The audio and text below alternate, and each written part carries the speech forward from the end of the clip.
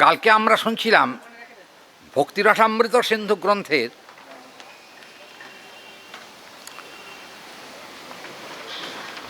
সাধক ভক্তের লক্ষণ এবং সিদ্ধ ভক্তের লক্ষণ।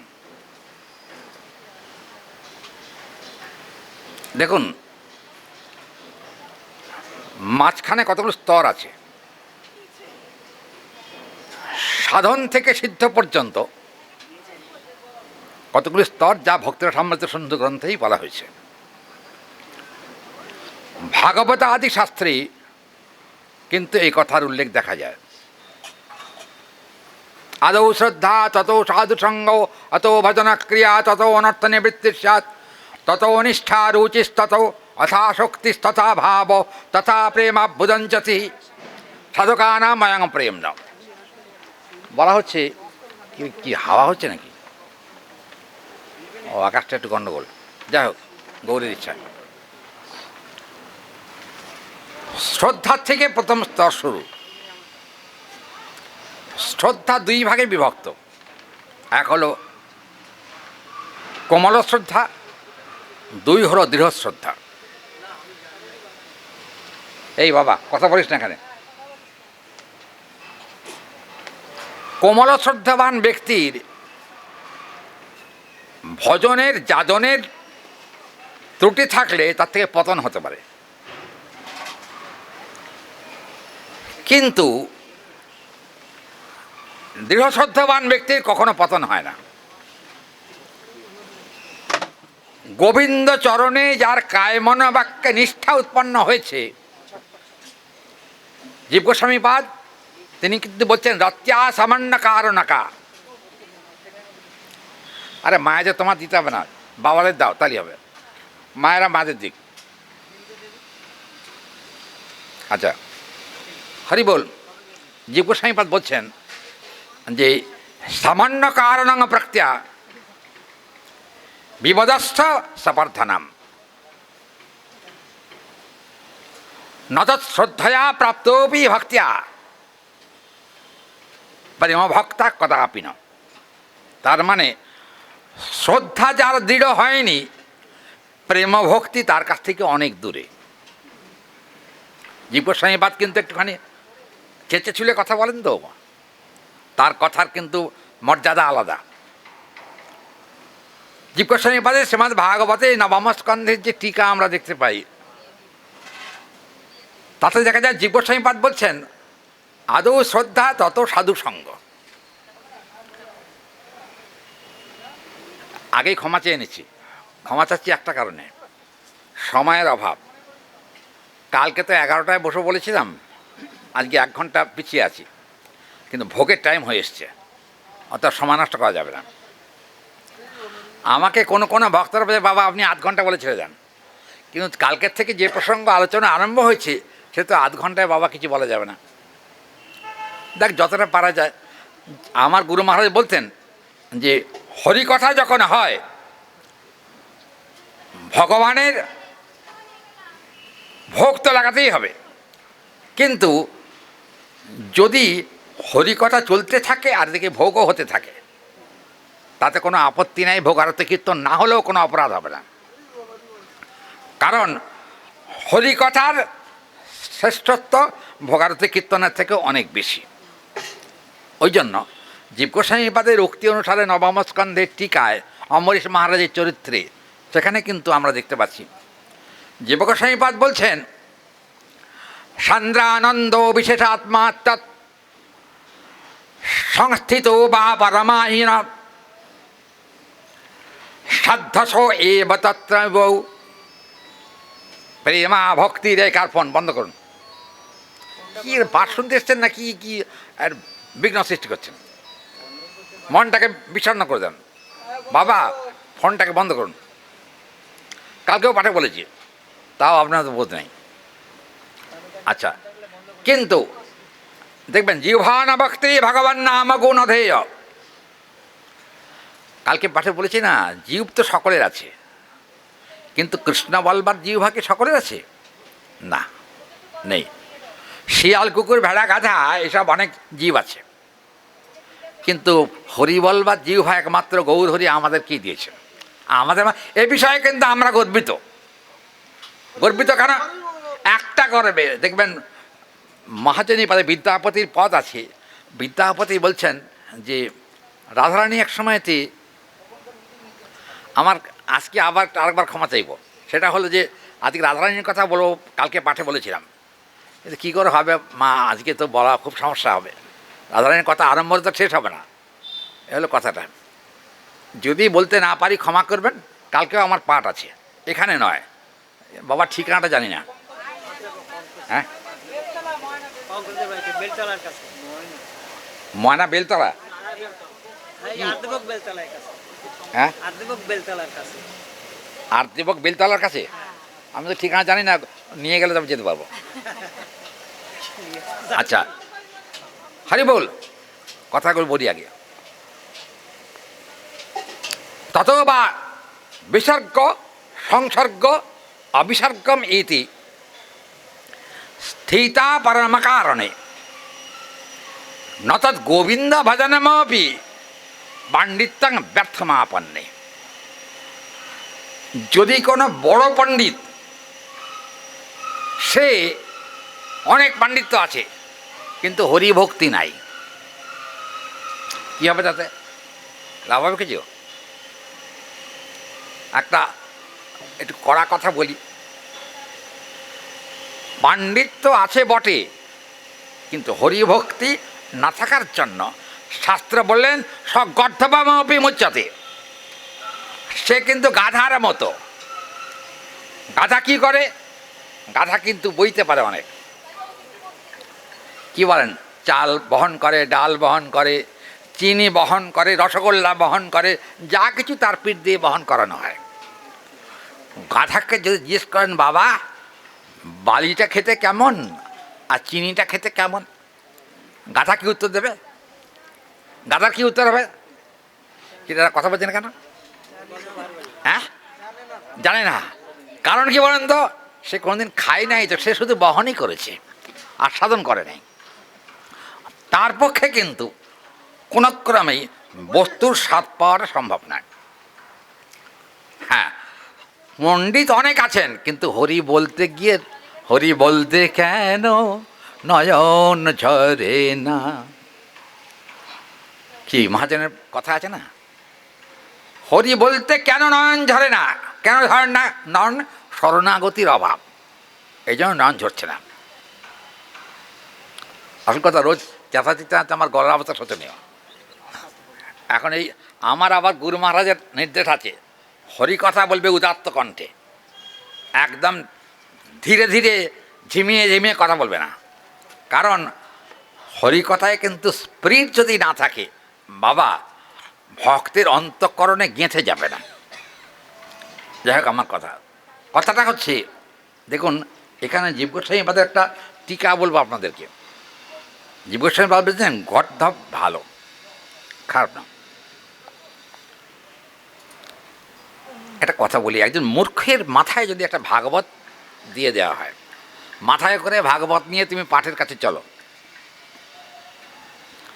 সে কিন্তু ভাগবত কোনোদিন পড়ে নাই, কিন্তু ভাগবত মস্তকে ধারণ করার একটা আলাদা ফল আছে। কি ফল? মস্তকস্থ বিনু তত্ত্ব ভক্তিগ্রন্থ প্রজায়তে বহনমাত্রেণ স্পর্শ এব গোবিন্দ চরণোদ্বয়ম। তার মানে ভাগবত মানে কিন্তু কৃষ্ণ। পাদৌ যদীয় প্রথম দ্বিতীয় আছে না, পুরাণে বলা আছে না, তৃতীয় তুর্যৌ কথিতৌ যদুরু যদুত্তম শ্লোক, এদিকে অনেক কথা বলা আছে। কিন্তু কথাটা হলো, শাস্ত্রে বলা হয়েছে ভাগবত পড়ে নাই কিন্তু ভাগবত বহন করেছে মাথায় করে। গাধা আর মানুষের মধ্যে এই জায়গাটা তফাৎ।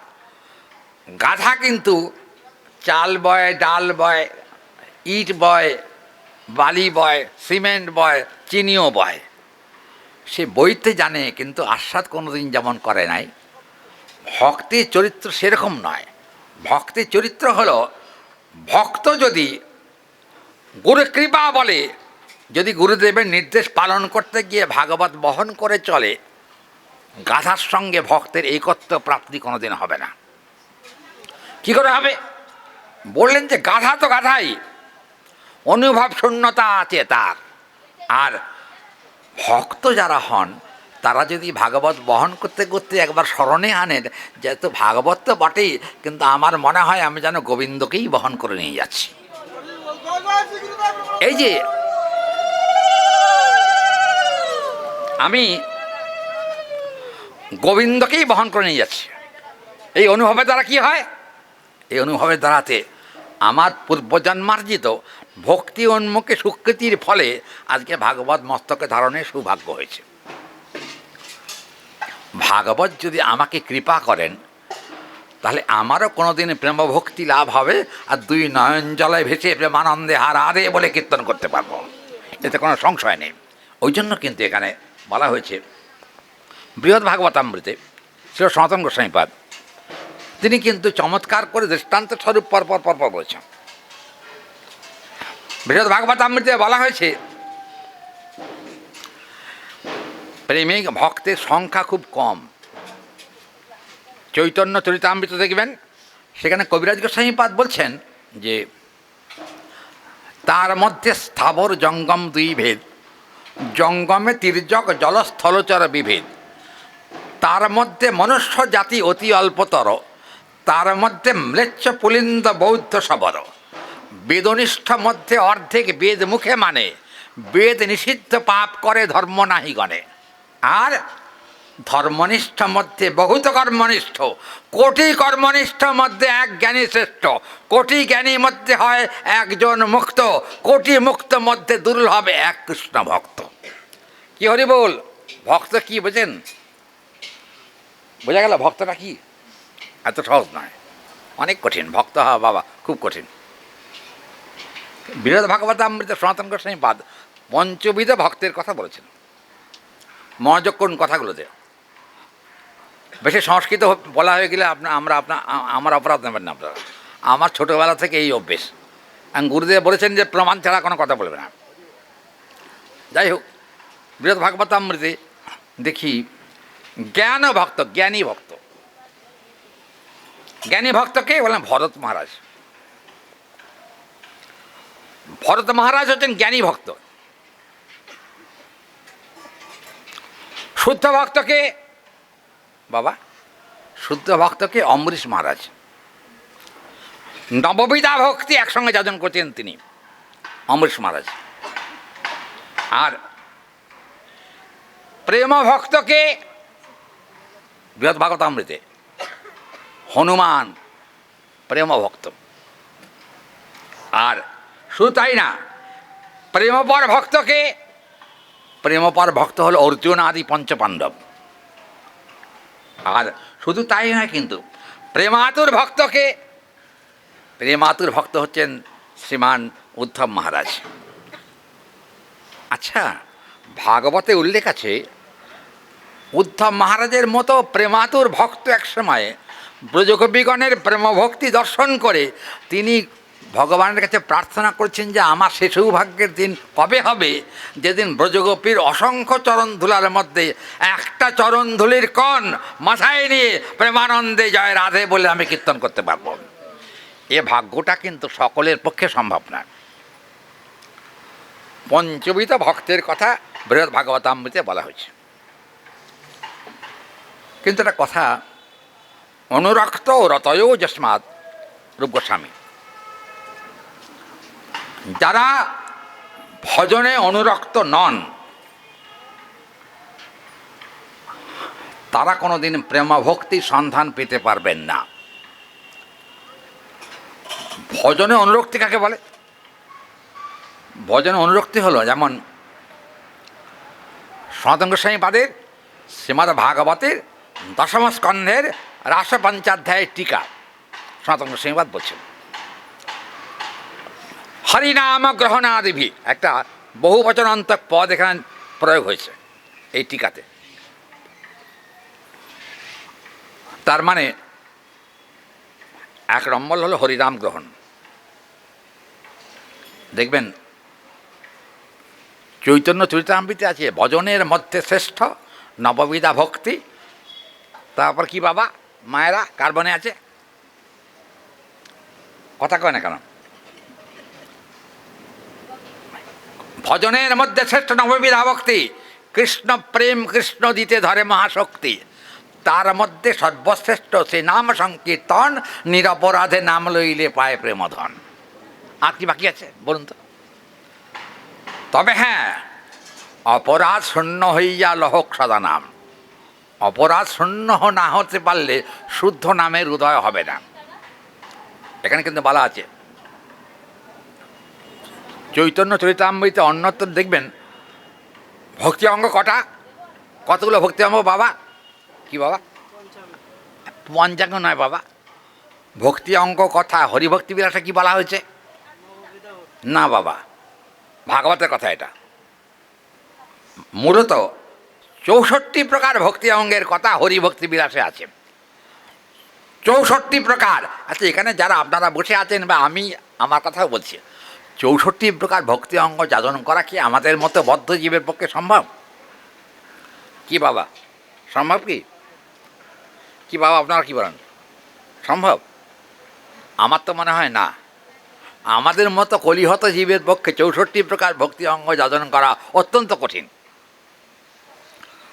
আমার গুরু মহারাজ বলেছেন, যদি 64 প্রকার ভক্তি অঙ্গ যাজন করতে না পারো তাহলে তুমি নববিধা ভক্তি যাজন করো। নববিধা ভক্তি কি? প্রহ্লাদ মহারাজের উক্তি শ্রীমদ্ ভাগবতে, শ্রবণং কীর্তনং বিষ্ণু স্মরণং পাদসেবনম অর্চনং বন্দনং দর্শম সক্ষম আত্মনিবেদনম ইতি পুংসার্পিতা বিষ্ণু ভক্তিশ্চেন্নবলক্ষণা ক্রিয়েত ভগবতী অধ্যা তন্মন্যে অধীতমুত্তমম। কার কথা জানেন? প্রহ্লাদ মহারাজের নিজের শ্রীমুখের কথা। বাবাকে বাবা জিজ্ঞেস করতেন, এই বাবা, এই প্রহ্লাদ বাবা এখানে, গুরুগৃহে যে তোকে পাঠালাম, গুরুগৃহে কি শিখেছিস? কারণ কথাটা হলো গুরুগৃহের, অন্য জায়গার কথা না। প্রহ্লাদ মহারাজ হাঁ করে তাকিয়ে আছেন, গুরুগৃহে কি শিখেছি মানে গুরুটাকে? বাবা, ওই যে তোমার যে গুরু নিয়োগ করছো দুজন, সেই গুরুর কথা বলছো? বলে হ্যাঁ, ওদের কাছে কি শিখেছিস? প্রহ্লাদ মহারাজের বয়স তখন 5 বৎসর। হিরণ্যকশিপু জিজ্ঞেস করেছেন, কি ব্যাপার, কী শিখেছিস বল? মানে বাবা, সত্যি কথা বলবো না মিথ্যে কথা বলবো? বলো। আরে মিথ্যে বলবি কেন, সত্যি বল। ঠিক আছে বাবা, একটা সত্যি কথা বলি, তাহলে শোনো, রাগ করো না আমার উপরে, যেটা সত্য সেটাই বলবো। কি বলবি বল? কি আর বলবো বাবা, ওই যে তুমি যে গুরুদেব দুজন নিয়োগ করেছো, একজনের নাম ষণ্ড আর একজনের নাম অমর্ক। ষণ্ড মানে বুঝেন কাকে বলে? ষণ্ড, ষণ্ড মানে ষাঁড়, অমর্ক মানে বানর। আচ্ছা, গুরু যদি ষাঁড় হয় গুঁতোতে পারে, কি বলেন, ঠিক নাকি? অমর্ক মানে বানর, বানর দাঁত খিঁচাতে পারে, বুঝছেন? এর কলাটা ওর মূলটা ছিনিয়ে নিয়ে চলে যেতে পারে। এরা কখনো গুরুপদ বাচ্চ নয়। আর রাজগুরু হলেও এরা কিন্তু গুরুপদের থেকে পতিত, গুরু নয়। তাহলে কি দেখবেন, রূপস্বামীপাদের কথা আছে ভাগবতে, তারা হচ্ছেন লঘু, গুরু না। লঘু মানে ছোট। গুরুর নাম আছে বটে, এরা কি শিখিয়েছে প্রহ্লাদ মহারাজকে? সাম দাম ভেদ আর দণ্ড, 4টে কথা শিখিয়েছে। সাম দাম ভেদ দণ্ড, এখন এ শিখেছে। হিরণ্যকশিপু জিজ্ঞেস করছেন, এই সাম কি, দাম কি, ভেদ কি, দণ্ড কি? বাবা, ওতে আমার কোনো কাজ নাই, বৃথা সময় নষ্ট প্রহ্লাদ কখনো করে না। তাহলে কি হবে? তুই কি বুঝেছিস বল? বাবা কি, এ যাবৎকাল পর্যন্ত আমি আমার পারমার্থিক গুরু যিনি, প্রহ্লাদ মহারাজের পারমার্থিক গুরুর নাম কি? হরি বল। প্রহ্লাদ মহারাজের পারমার্থিক গুরু কে বাবা? দেবর্ষি নারদ। নারদজি হচ্ছেন পারমার্থিক গুরু। তবে কি জানেন, সরাসরি গুরু প্রহ্লাদ মহারাজকে মন্ত্র দেন নাই। প্রহ্লাদ মহারাজ যখন গর্ভে ছিলেন কয়াধু প্রহ্লাদ মহারাজের মা সেই সময়তে নারদের দর্শন পেয়েছিলেন। আর নারদ সন্তান গর্ভে থাকা অবস্থাতে তিনি অন্তর্যামী, তিনি বুঝেছিলেন যে মায়ের গর্ভে এক পরম ভক্তের জন্ম হবে। কি করলেন তখন তিনি? পরম ভক্তের জন্ম হবে জেনে নারদজি কিন্তু কয়াধুকে হরিকথা শুনিয়েছিলেন প্রহ্লাদ মহারাজ গর্ভে থাকা অবস্থায়। প্রহ্লাদ মহারাজ বলছেন আমার আর অন্য গুরুর দরকার নাই। বলে কেন? নারদ হচ্ছেন মুক্ত পুরুষ, মুক্ত পুরুষের মুখে হরিকথা শ্রবণ, এতে কিন্তু মুক্ত হবই হব, এতে কোনো সন্দেহ নাই। কি করা যায়? প্রহ্লাদ মহারাজ তখন বলছেন মাগো বাবা একটা কথা বলি শোনো, সাম দাম ভেদদারি রাজনৈতিক ব্যাপার। আমি ভগবানের ভজন করবার জন্য মানব জীবন পেয়েছি, এখানে কিন্তু সাম দাম ভেদদণ্ড ঝগড়াঝাঁটি এর মধ্যে আমি যাব না। তাহলে এই গুরুদেবের কাছে কি উত্তম পড়া পড়েছিস বল? তখন দেবশ্রী নারদের কথা আমার মনে পড়ে গেল। আমার আসল গুরু পেটের মধ্যে থাকতেই তো আমার গুরু পদাশ্রয় হয়ে গেছে। হ্যাঁ, আনন্দের আর শেষ নেই। কী করা যায়? সেই সময়তে প্রহ্লাদ মহারাজ বলেন বাবা কান দুটো খুলে রাখো, আমি যা বলছি কথাটা শোনো। কি কথা বাবা, তুই কি বুঝেছিস? প্রহ্লাদ মহারাজকে আদর করে কোলে বসেন। মনে মনে ভাবলেন আমার ছেলেটা এইবার যা পড়া পড়েছে না, ও এরকম পড়া আর কেউ পড়তে পারবে না। কি বলেন? মনে করেছিলেন আমার ছেলের মতো পড়া কেউ পড়তে পারবে না। কথাটা কিন্তু তত্ত্ব তো সত্য, মিথ্যা কথা? সত্য কথাই। প্রহ্লাদ মহারাজ কি বলবেন? প্রহ্লাদ মহারাজ বলছেন বাবা আমার মনে হচ্ছে ওই যে গুরুদেব তুমি পাঠিয়েছিলে আমার কাছে পড়বার জন্যে, তাদেরকে আমি গুরুপদবাচ্য বলে মনে করি না। কারণ জড়বুদ্ধি যতক্ষণ থাকে ততক্ষণ পর্যন্ত তার গুরুর গুরুত্বই থাকে না। জড়বুদ্ধি, কারণ চৈতন্য ভাগবত দেখবেন জড়বুদ্ধি যত মায়ার বৈভব জীবকে করয়ে গাধা। বাবা শাস্ত্রবাক্য বলছে, আমার অপরাধ নেবেন না। জড়বুদ্ধি মানে মায়ার বৈভব, জীবকে করয়ে গাধা। এখন ব্যাপারটা হলো কি, আরে কী বলবি বল, ভনিতা করতে হবে না, তাড়াতাড়ি বল। প্রহ্লাদ মহারাজের উক্তি ভাগবতে দেখুন কি অপূর্ব। 5 বছরের ছেলে কি বুঝেছে চিন্তা করতে হবে। শ্রবণং কীর্তনং বিষ্ণু স্মরণং পাদসেবনম অর্চনং বন্দনং দর্শম সক্ষম আত্মনিবেদনম ইতি বংশার্পিতা বিষ্ণু ভক্তিশ্চৈন্য বলক্ষণা ক্রিয়েত ভগবতী অধ্যা তন্মন্যে অধীতম উত্তমম। বাবা আমি গুরুর কাছে পড়েছি, উত্তম পড়া কী পড়েছি সেটা আমি এখন তোমাকে বলবো, শোনো, কান দুটো খুলে শোনো।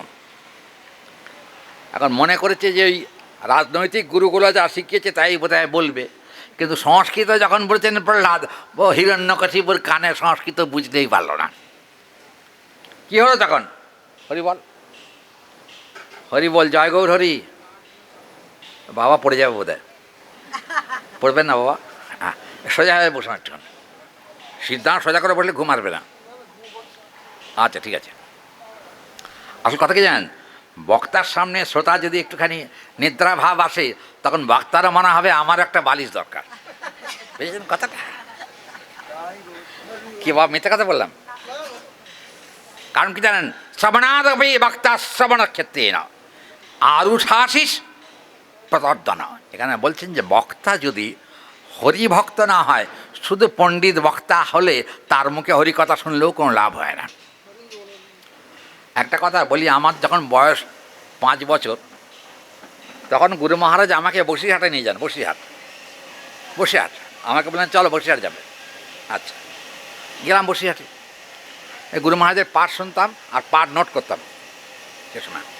আর আমার গুরু মহারাজের অগাধ পাণ্ডিত্য ছিল, পাঠ নোট করি। তা আমি বললাম যে কয়েকটা শ্লোক বুঝতে পারছিলাম না। পাঠের পরে খাতাটা নিয়ে গুরুদেবের কাছে গিয়ে বসলাম।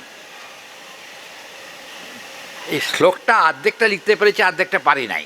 তাড়াতাড়ি আপনি বলেছেন তো অত বুঝি নাই। ওই শ্লোকটা কি বলুন? তখন যে শ্লোকটা উনি বলেছিলেন পাঠে, সেই শ্লোকটা আপনাদের শোনাবো এখন। গুরুদেব বলেছিলেন যে আসক্তা প্রভাবান দৃষ্টা সর্বেষামপি গৃহ্যতাম গোবিন্দ জনসংযোগং তৎ শিকার শিগাল কুকুরাদুপি। দেখবেন এটা কিন্তু বৃহন্নারদীয় পুরাণের প্রসঙ্গ। যারা মানব জীবন পেয়েও হরি বলে না, মানব জীবন পেয়েও ভগবৎ চরণে দণ্ডবৎ করে না, প্রণত হয় না, মানব জীবন পেয়েও যারা 3 বেলা গোবিন্দের প্রসাদ গ্রহণ করে না, মানব জীবন পেয়েও সাধুসঙ্গে প্রেমানন্দে হরিনাম করে না, বললেন তাদের ক্ষেত্রে বললেন শিগাল কুকুরাদপি, তারা শিয়াল কুকুরের মতোই জীবনযাপন করে। বাবা, কথাটা বলা একটু কড়া হয়ে গেল নাকি? হ্যাঁ, মিথ্যা বলেছে কি? কিন্তু বাবা, এটা আমার কথা নয়, বৃহন্নারদীয় পুরাণের কথা। বৃহন্নারদীয় পুরাণে গুরু মহারাজ ওই শ্লোকটা পুরো করে দিলেন, যেইটা বলবে। ঠিক আছে, আবার লাঠির বাড়ি খেতে হবে না তো পাঠ করতে গিয়ে। উনি বললেন না না না, যারা ভক্ত হবেন তারা এ কথা শুনে লাঠি দেওয়ার তো দূরের কথা, তোমাকে আশীর্বাদ করে দেবেন, তোমার হরি ভক্তি হোক, আশীর্বাদ করে দেবেন তোমাকে। আমার এখনও সেই কথা মনে আছে, শৈশবকালের কথা। তখন তো আমি একদম বাচ্চা পুচকে ছেলে, 5 বছর বয়স। আমার যখন 6 বছর বয়স, তখন গুরুদেব বললেন যে তুমি এক কাজ করো, ব্যাকরণটা আগে পড়ো, জেনারেল এডুকেশন এখন দরকার নেই, ব্যাকরণ আগে পড়ো। আচ্ছা, গুরুদেবের কথা শুনলাম, গেলাম। আমার ব্যাকরণের গুরু, যে কাব্য এবং ব্যাকরণের যিনি গুরু, গোপেন্দ্রভূষণ সাঙ্কতীর্থ পণ্ডিত, ভারতবর্ষের রাষ্ট্রপতির পুরস্কারপ্রাপ্ত পণ্ডিত, তার কাছে গুরুদেব আমাকে দিলেন পড়াশোনা করো, যাও। গেলাম তার কাছে, পড়তে গিয়ে বলেন মহাভারতের একটা প্রশ্ন আমাকে করলেন পণ্ডিত মশাই, কাচ বার্তা কিম আশ্চর্য কপন্থা কষ্ট মোদতে মমৈতাংশ চতুর প্রশ্নান কথয়িত্বা জলং পিব, এই প্রশ্নটা করলেন। বাবা, জগতের বার্তা কি? পণ্ডিত মশাই আমি বলতে পারবো না। কিম আশ্চর্যম, জগতে আশ্চর্য কি, আমি তাও বলতে পারবো না। আর তখন 5-6 বছর বয়স, কি বুঝি বলুন। তা একটা স্বীকৃতি আমার ছিল পূর্বজন্মের, কথা সত্যই। স্বীকৃতি না থাকলে ব্রাহ্মণের বংশে জন্ম হতো না। আর 2 নম্বর স্বীকৃতি হলো হরিভক্তের সঙ্গ আমি করতে পারতাম না। হরিভক্তের সঙ্গ হয়েছিল বলে আজকে আপনারা কৃপা করে আমাকে এই আসনটা দিয়েছেন, ব্যাটা আসন। দেখবেন কাজ বার্তা কিম আশ্চর্যম কপন্থা, জগতে পথ কি, কচ্চা মৌদতে। আবার ফোন বাজছে, কি হরি বল, একেবারে আমার কানের কাছে। বাবা, ওটাকে বন্ধ করে রাখুন, টিপে একদম গলা টিপে যান, আর শব্দ করতে না পারে। কটা বাজে? 12:30 বাজে বোধ হয়। হায় রে চপ কপাল। একটা কথা বলে শেষ করবো আমি বক্তব্য। গুরুদেব আমাকে 4টি প্রশ্ন করেছিলেন, আমি তখন উত্তর দিতে পারিনি। যখন আমার 7 বছর বয়স, গুরুদেব বলেন মহাভারত পড়ো আর ভীষ্ম পর্বের অন্তর্গত গীতার শ্লোক মুখস্থ করো। আমি বললাম ঠিক আছে, আপনার যা আদেশ। আমি গীতা মুখস্থ করতে আরম্ভ করলাম, ভীষ্ম পর্বের অন্তর্গত গীতা। তো এখন শ্লোক মুখস্থ করতে করতে, গীতা পড়তে পড়তে অনেক জায়গাতেই ঠেকে গেলাম, অর্থ বুঝি না। তা গুরুদেবকে আমি জিজ্ঞেস করলাম যে এত কঠিন গ্রন্থ আমাকে দিয়েছেন, আমি অর্থ কিছু বুঝতে পারছি না, কি করা যায়? গুরুদেব বললেন এক কাজ করো, বলে কি গীতার চরণে মাথা ঠোকো। গুরুদেব বললেন গীতার চরণে মাথা ঠোকো। যদি গীতা মানে ভগবান, সাক্ষাৎ ভগবানের বাণী, যদি গীতার কৃপা হয় তাহলে তোমার জীবনে এক সময়তে তোমার মুখ দিয়ে গ্রন্থ না দেখলেও সংস্কৃত শ্লোক বা গীতা ভাগবত আদি শ্লোক তোমার স্ফূর্তি হবে, দেখতে পাবে। আমি তখন বিশ্বাস করি না গুরুদেবের কথা, এ আবার হয় নাকি? বই পড়বো না আমার স্ফূর্তি হবে, এ কী করে হয়? গুরুদেব বললেন এখন কিছু বলবো না, সময় আসুক বুঝতে পারবে। আচ্ছা, কিন্তু এখন হাড়ে হাড়ে টের পাই গুরু মহারাজের কথা। তিনি আমাকে যা বলেছেন, আপনাদের কৃপায় এখনও এই বয়সেও স্মৃতিশক্তি এখনও হারাই নাই। আপনাদের অশেষ দয়াতে, করুণাতে স্মৃতিশক্তি এখনও ঠিকই আছে। তবে একটা কথাই আপনাদের কাছে প্রার্থনা করব, যাবার সময় যেন আমার স্মৃতিটা ঠিক থাকে, যাবার সময়ে। কারণ জানেন, মরণমাত্রেই ন সর্বস্বম কৃত্যতা, এটা কিন্তু ব্রহ্মাণ্ড পুরাণের কথা। বলছেন মরণমাত্রেই ন সর্বস্বম গৃহ্ণতে ভগবতাদিভি। কি হয়? আগতং সমাগচ্ছতি তত্তৎ বৈকুণ্ঠাদপি প্রযুজ্যতে। জানো, যদি কোনো ব্যক্তি চালাক হয়, চালাক লোকেরা কিন্তু কামাই করতে ভালো জানে, ঠিক নাকি? চালাক লোক কামাই করে না কি বাবা? আমি কি ভুল বললাম? চালাকরা কিন্তু কামাই করে। কি কামাই করে? রুপিয়া, টাকা, এটা কামাই করে। আমি মাঝে মাঝে যারা কামাই করে বড় বড় লোক অনেকে আমার কাছে আসেন, আমি তাদের বললাম যে বাবা, সারা বছর ধরে তো কোটি কোটি টাকা কামিয়েছেন, আপনি এক কাজ করে এমন একটা ব্যাগ কারোর কাছ থেকে সংগ্রহ করুন, যখন মরবেন বগলে টাকার ব্যাগটাকে নিয়ে যেন মরেন। কেন টাকার ব্যাগ নিয়ে যেতে বলছেন? কেন বললেন? কেন? জমালয়ে যাবার জন্য প্রস্তুত হন। টাকা বেশি থাকলে কৃষ্ণ স্মৃতি ঠিক থাকে না, অহংকারে, বুঝছেন? দেখবেন 4টি অহংকার আছে মানুষের। সময় কম, কি বলবো বাবা, জন্ম, ঐশ্বর্য, শ্রুত আর শ্রী, 4টে অহংকার আছে। জন্মের অহংকার মানে আমরা উচ্চ বর্ণে জন্ম, ব্রাহ্মণের ছেলে। আর যদি বলি বামুনদের, বাবা বামুন হয়ে মাছের ঝোল খাও কেন? যদি বলি, ব্রাহ্মণ তো থাকবে না, থাকবে? কি বলেন? কি বাবা আপনারা কি বলেন? ব্রাহ্মণ তো থাকবে। মাছের ঝোল, আমার রুই মাছ খুব ভালো লাগে, আর ইলিশ মাছ খুব ভালো লাগে, বুঝছেন না? ব্রাহ্মণের মুখে এ কথা কখনো শোভা পায় না। ব্রাহ্মণ যারা হবেন বাবা, তাদের আগে বেদান্তের কথা মনে করতে হবে। বেদান্ত আছে না, আহার শুদ্ধিশ্চ সত্যশুদ্ধি, সত্যশুদ্ধিশ্চ ধ্রুবানুস্মৃতি। আহার শুদ্ধি না হলে চিত্তশুদ্ধি হবে না, আর চিত্তশুদ্ধি না হলে গোবিন্দের কৃপাও পাওয়া যাবে না। ওই জন্য এই কথাটাকে সকলেই স্মরণ রাখা দরকার। যে একদা রাধারানীর কথা একটু বলে নি ফাঁকে, কালকে বলেছিলাম তো, এক দু একটা কথা বলতে হবে। আর রাধারানীর এক সখী, তার নাম হলো চিত্রলেখা। চিত্রলেখা নামনি সখী রাধারানীকে বলছেন, হে রাধে, কৃষ্ণের সুখবিধান কি করে হয়? রাধারানী বললেন, কৃষ্ণ সেবাতেই কিন্তু কৃষ্ণের সব থেকে বেশি সুখ হয়। এখন চিত্রলেখা কিন্তু পণ্ডিত ছিলেন, পণ্ডিত, সংস্কৃতের পণ্ডিত। চিত্রলেখা বলছেন রাধারানীকে, হে রাধে, একটা সত্যি কথা বলবো তো, কি তুই যাকে এত ভালোবাসিস সে তো গুরুগৃহে লেখাপড়া করেছিল, কিন্তু শেষ পর্যন্ত গুরুগৃহ থাকে নাই, গুরুগৃহ ছেড়ে চলে এসছে। কেন গুরুগৃহ ছেড়ে চলে এলো কেন? এ মারা চুপ করুন। আরে বাবা, বাচ্চাগুলোকে নিয়ে এসছেন আপনার পাঠে গণ্ডগোল করার জন্য। হরি বল।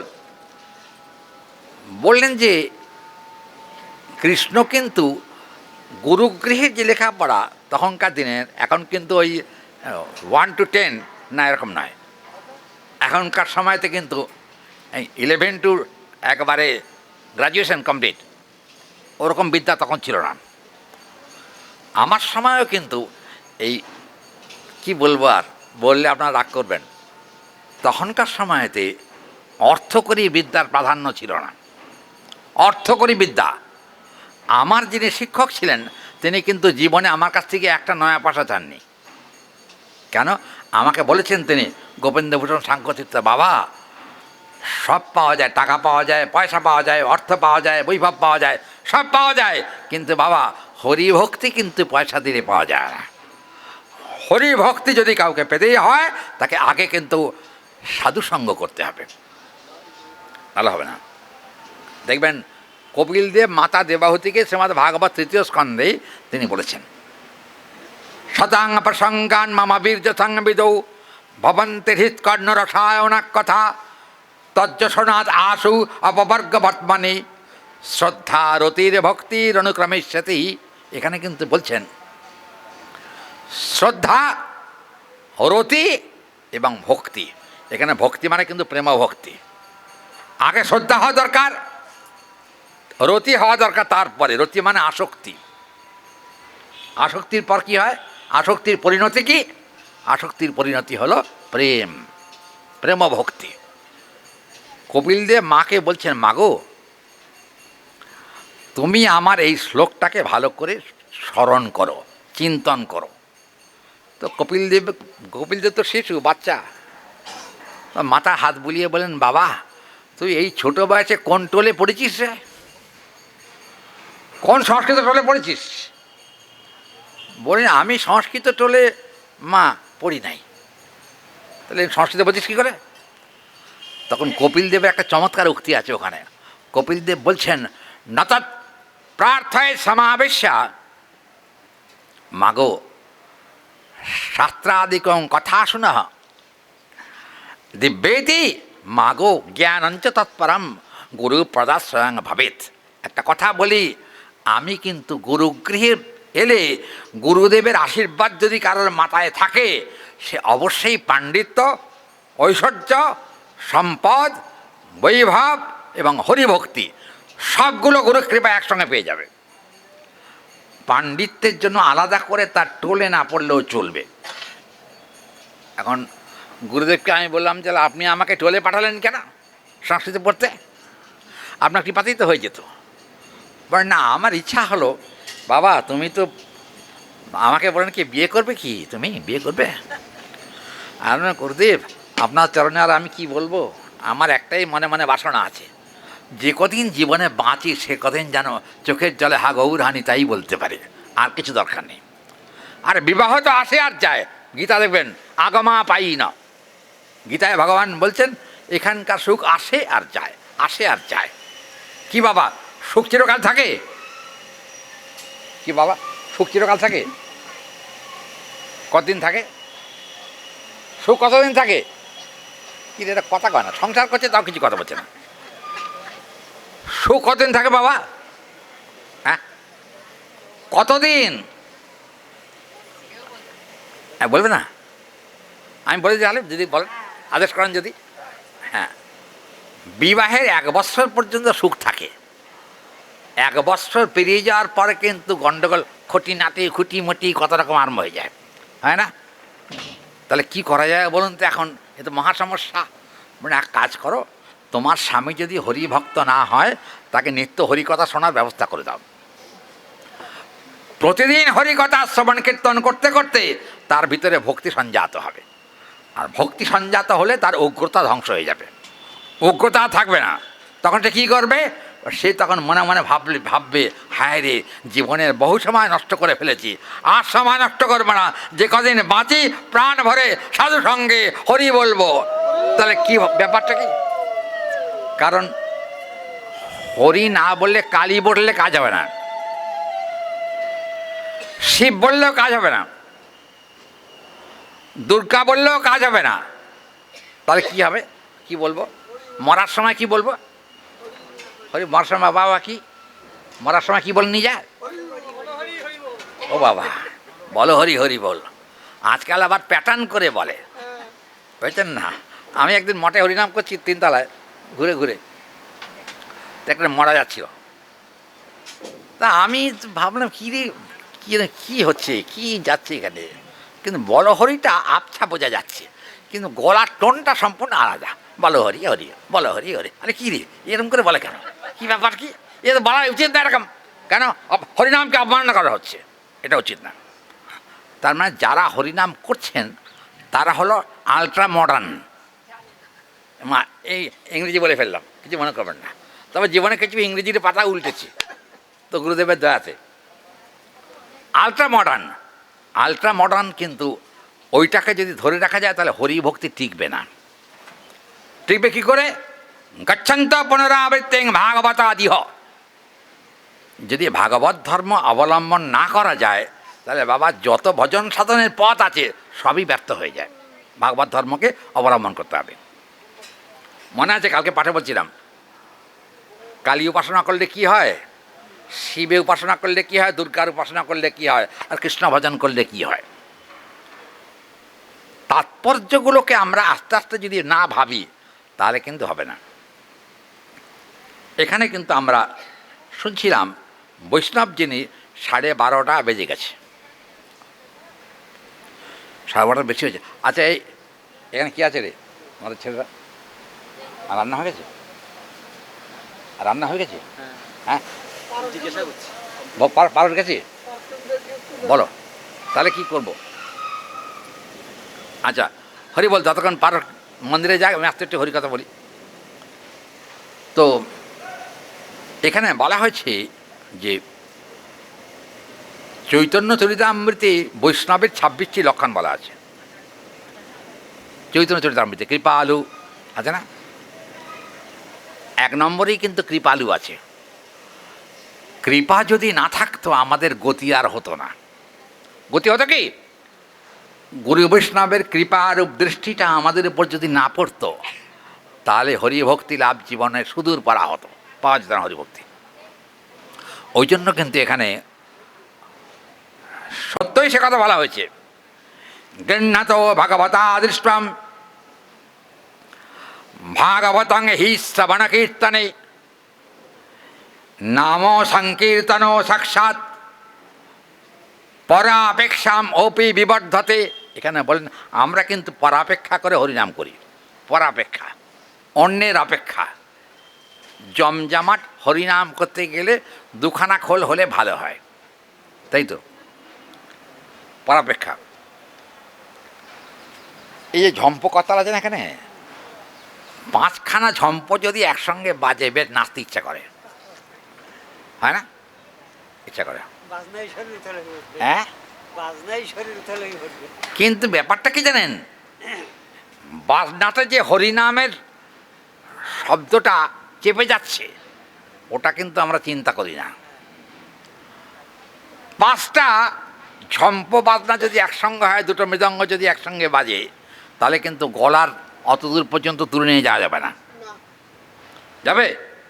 এই যে উনি একজন মৃদঙ্গ বাদক, আমিও 2-4টে বাজাতে পারি, 2-1টা পারি না যে একবার তা না, আমি গুরুদেবের দয়াতে হয়েছে। আচ্ছা, কি হলে জানেন, বিভ্রংশৎ পরমেশ দেব, এখানে বলছেন হরিভক্তি ভালো, সেটাকে অর্জন করে হারানো কিন্তু আরও সর্বনাশের কারণ। হরিভক্তি অর্জন হওয়ার পরে যদি হারিয়ে যায়, কি বলেন, ঠিক হবে কি না? দেখবেন রূপ গোস্বামীপাদ তিনি কিন্তু বলেছেন যে রূপ গোস্বামীপাদ তো রসতত্ত্বের আচার্য। রূপ গোস্বামী তিনি বলছেন রসঞ্চা বৈভবং তস্মাৎ ঈশ্বরোপি তত্ত্বত। ঈশ্বর কিন্তু তত্ত্বময় পুরুষ, কিন্তু সব ভগবানগুলো কিন্তু তত্ত্বর মধ্যে আছেন। কৃষ্ণ তত্ত্বের মধ্যে আছেন, কিন্তু কৃষ্ণের সঙ্গে অন্য ভগবানের তারতম্য কি? কৃষ্ণের ভিতরে তত্ত্ব যেমন আছে তার সঙ্গে রসেরও পরিপাটি আছে, রসেরও পরিপাটি। তত্ত্বে এবং রস এ দুটোই কিন্তু গোবিন্দের মধ্যে বিরাজমান।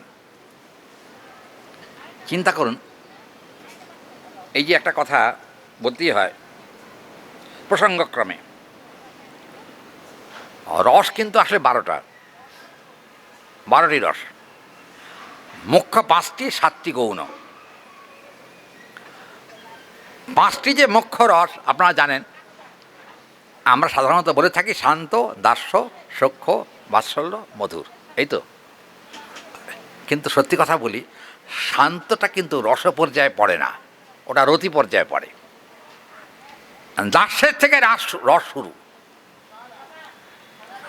দাস্য ভক্তির থেকে যদি রস শুরু হয় তাহলে কিন্তু একদিকে আমরা বেঁচে যাব। কারণ দেখবেন দাস্যের পরে কি আছে? সখ্য। সখ্যর পরে কি আছে? কথা কয় না, কি পাঠ শুনছেন? দাস্য, সখ্য, বাৎসল্য, তারপর কি আছে? কিন্তু মজার কথা শুনুন, দাস্য ভক্তি রসটা এমনই, মধুর রস পর্যন্ত কিন্তু তার মধ্যে দাস্য ভক্তি যোগ আছে। মধুর রসের মধ্যেও দাস্য ভক্তি আছে। কি করে হয়? হরি বল, একটা কথা বলি। রাধারানী নৃত্য করতে করতে চরণের নুপুরটা খুলে গেছে। চরণের নুপুর খুঁড়েছে তো নুপুরের ধ্বনিটা একটু কম হচ্ছিল। গোবিন্দের দৃষ্টি বলল সেদিকে। গোবিন্দ বললেন, হে রাধে, দুটো নুপুর বাজছে তো? রাধা মানে হ্যাঁ, কেন বাজবে না? বাট নিজের পায়ের দিকে তাকিয়ে দেখো, চরণের দিকে তাকিয়ে দেখো। রাধারানী হঠাৎ তাকিয়ে দেখেন কি একটা পায়ের নুপুর নাই। কোথায় গেল? খুঁজে পাচ্ছেন না। সখীরা খোঁজাখুঁজি করে বললেন যে এই কি, এই পেয়েছে, নুপুর পেয়েছে। ওই তুমি নাচছিলে, ওইখানে নুপুরটা পড়েছিল। বেশ। গোবিন্দ হঠাৎ আগ্রহী হয়ে ললিতাকে বললেন, ললিতা বলে কি, নুপুরটা যেটা পেয়েছো ওটা আমাকে দাও। কেন? রাধারানীর নুপুর তুমি নিয়ে কী করবে? মানে আমার কাজ আছে, তুমি অত চিন্তা করো না। আচ্ছা ঠিক আছে। গোবিন্দ কী করলেন জানেন? রাধারানীকে বলেন, রাধে আমার কাছে এসো। মনে মনে ভাবলেন যে কি ব্যাপার, কি বলবে, কি বা করবে তা কি জানে। হ্যাঁ, গোবিন্দের লীলাটা বোঝা ভারী কঠিন, বোঝা যাবে না। তা রাধারানীকে ডেকেছেন। রাধারানী তো এসেছেন এক পা দুপা করে, ভয়ে ভয়ে, কী জানে কি বলে। রাধাকে বলে এখানে বসো। পাশে বসালেন। বসিয়ে বললেন, তোমার বাম চরণের নুপুরটা তো খুলে গেছিল, তোমার বাম চরণটা আমার উরুতের উপরে দাও। রাধারানী কিন্তু সংকোচ বোধ করছেন। বাম চরণটা গোবিন্দের উরুতের উপর দিতে বলছে। কি হবে? কি চাও, কি বলছো?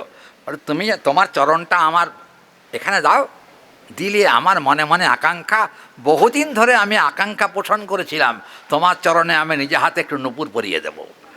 সেই সুযোগ হয়নি এ পর্যন্ত। সেই সুযোগের অপেক্ষায় এতদিন ছিলাম, বোধহয় বিধাতা আমার প্রতি প্রসন্ন। গোবিন্দ বলছেন, বিধাতা? আরে বাপরা, বিধাতা কে? হরি বল, বিধাতা কে? আরে কৃষ্ণই তো বিধাতা, আবার কে বিধাতা?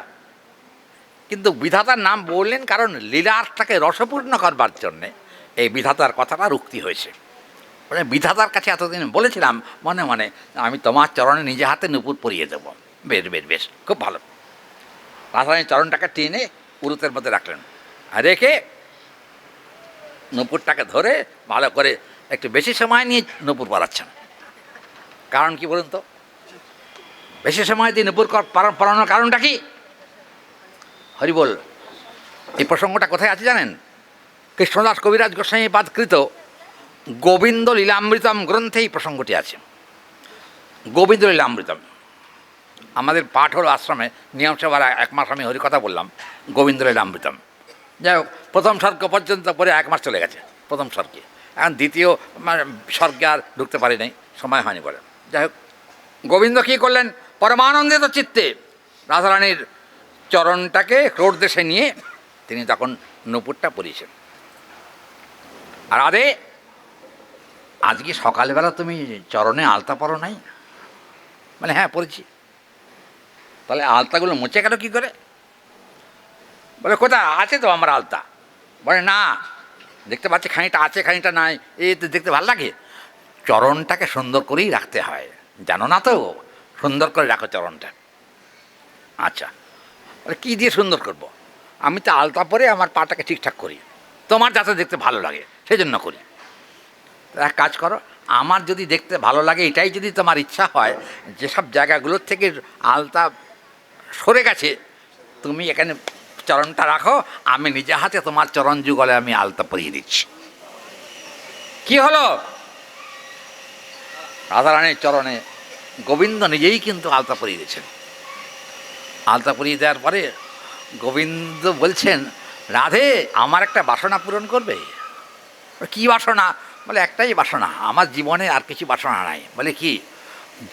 যে চরণে আলতা পরালাম, আমার মনে মনে বাসনা ওই চরণ দুটো যদি আমি বক্ষে ধারণ করতে পারতাম, তাহলে আমার কৃষ্ণ জন্ম সার্থক হয়ে যেত। কৃষ্ণ জন্ম সার্থক হতো। কী করলেন জানেন? রাধারানী বলেন, কৃষ্ণের ইচ্ছার উপরে আমার ইচ্ছা কোনো কাজ করে না। যদি আমার চরণ দুটি বক্ষ নিলে তোমার সুখ হয়, আমি তাতেই রাজি আছি। যদি যে তোমার চরণ বুকে নিলে যদি তোমার নরকে যেতে হয়, বলে অনন্ত নরকে ভোগ করতেও রাজি আছি, যদি সেই নরকের কথা বলে গোবিন্দের সুখবিধান হয়। গোবিন্দের সুখটাই হলো একমাত্র রাধারানীর কাম্য। ওই জন্য তিনি কিন্তু নরকে যাবেন না, পাপ হবে না পুণ্য হবে না কি হবে, কোনো দিকেই তার লক্ষ্য ছিল না। লক্ষ্য একদিকেই কেবলমাত্র রাধারানীর সুখবিধান, আর রাধারানীর ইচ্ছা হলো গোবিন্দের সুখবিধান। কী করলেন জানেন? ওই যে চরণ দুটি, আলতাপাড়া চরণ, ওই চরণ দুটি রাধারানী কিছু উত্তর করলেন না। সংস্কৃতে একটা কথা আছে না, মৌনাং সম্মতি লক্ষণম, আছে না সংস্কৃতে? যদি কোনো কথা ওঠে সেখানে যদি চুপ করে থাকে, জানবেন ওই কথায় তার সম্মতি আছে। রাধারানী কোনো কথা বললেন না। কৃষ্ণ মনে মনে বুঝলেন, বাবা তোমার সম্মতি আছে, আমার ইচ্ছা পূরণ করবার ইচ্ছা আছে, ঠিক আছে, দেখো আমি কি করি। কী করলেন জানেন? গোবিন্দ তখন একবারে আনন্দিত চিত্তে রাধারানীর চরণ যুগল নিয়ে নিজের বক্ষে স্থাপন করলেন। বক্ষে স্থাপন করার পর হঠাৎ দেখা গেল গোবিন্দের চোখ দিয়ে অবিরলভাবে জলধারা নির্গত হচ্ছে। নয়ন জল দেখে রাধারানী বলছেন, করো কি করো কি, আমার চরণ বক্ষ নিয়ে তুমি কাঁদো কেন? বললেন যে কান্নাই তো ভজন। কি কথা ঠিক নাকি? ক্রন্দনাং বিভাবতে সর্বম ঈষদ আবেশম ওপি গৃহ্যতে প্রেম ভক্তি লাভার্থে না অশ্রু বিসর্জন প্রাপ্যতে। দেখবেন জীব গোস্বামীপাদ বলছেন যে যদি কোনো কৃষ্ণ ভক্তের অশ্রু বিসর্জন না হয়, তাহলে জানতে হবে প্রেমভক্তির ছোঁয়া এখনো তার লাগে নাই, প্রেমভক্তির ছোঁয়া লাগে নাই।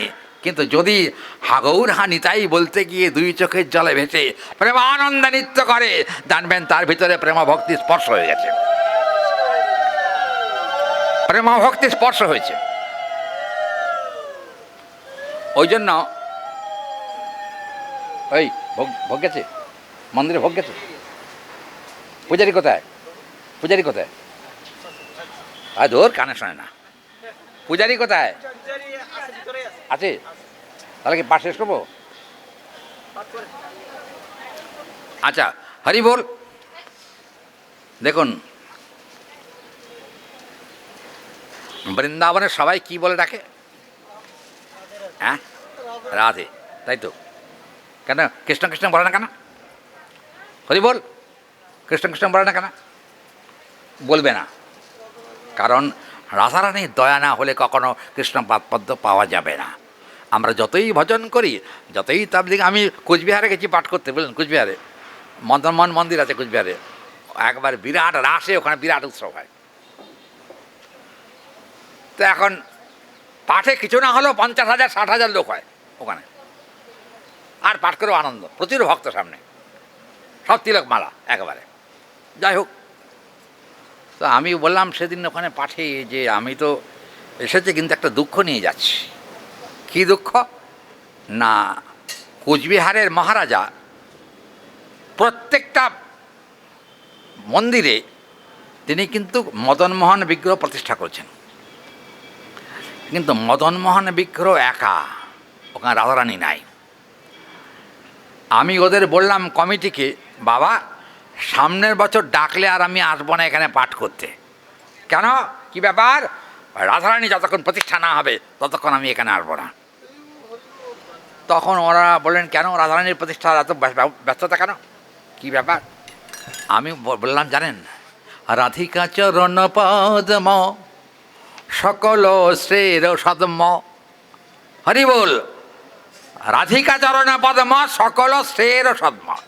শ্রেয় মানে মঙ্গল, অনন্ত ব্রহ্মাণ্ডে যত মঙ্গল আছে তার মধ্যে কৃষ্ণচরণ প্রাপ্তি হলো সব থেকে বেশি মঙ্গল।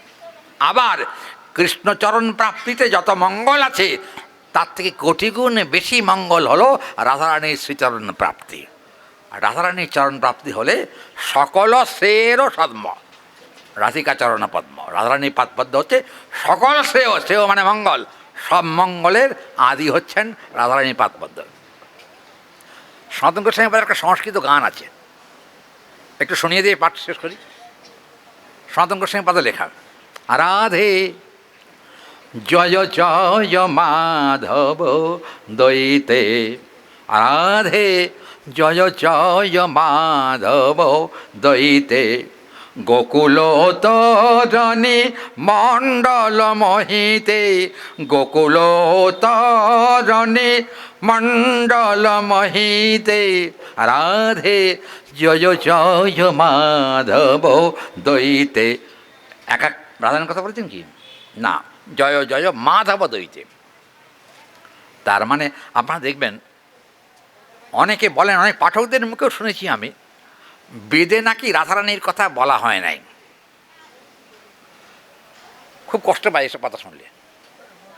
হ্যাঁ, আপনারা ঋগ্বেদ পরিশিষ্ট দেখবেন, ঋগ্বেদ পরিশিষ্ট, সেখানে বলা হয়েছে রাধয়া মাধব দেব মাধবৈক রাধিকা, ঋগ্বেদের মন্ত্র। এখন যদি কেউ বলেন ওটা আপনার তৈরি মন্ত্র, দু চার পাতা সংস্কৃত পড়েছেন তো, মন্ত্র আপনি তৈরি করেছেন বোধহয়। আমি দেখুন, আমাদের মঠে যাবেন, ঋগ্বেদ আছেন, আমি ঋগ্বেদ খুলে আপনাকে দেখিয়ে দেব যে তার পরিশিষ্টে এই মন্ত্রটি বলা হয়েছে।